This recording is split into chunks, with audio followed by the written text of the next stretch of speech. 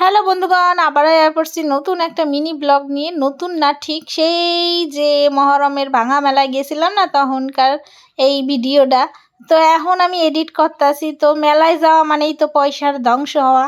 মেয়েটার বায়নাতে গেছিলাম আমরা মেলায়।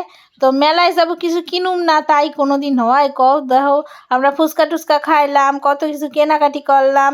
আসলে আমার জন্য কিছুই কেনা হয় নাই, মেয়ের জন্য কেনা হয়েছে। মেয়ে যা দেখে তাই কয় নেবো নেবো।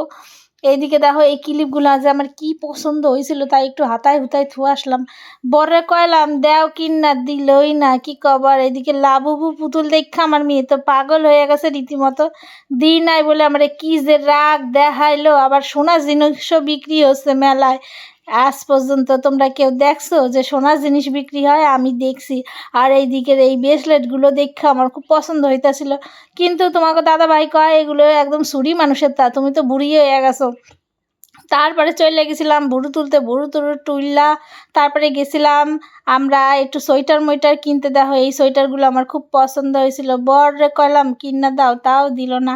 তারপরে দেখো, আমরা গেছিলাম অঙ্কিতা গো বাড়ি, বৌদি গো বাড়ি। তো অঙ্কিতার জন্য এটা নিয়ে গেছিলাম। তো অঙ্কিতারে দিয়েছি ওইটা, আর বৌদি আমাকে খিচুড়ি আর ঘ্যাট খাওয়াইছে। আর একটা জিনিস খাওয়াইছে, সেটা শর্ট ব্লগে দেখতে পাবা। তো তারপরে দেখো, কিছু জিনিস নিয়ে আমরা বাড়ি চলে আসছিলাম। কেমন লাগলো কমেন্ট করে জানাও। টাটা।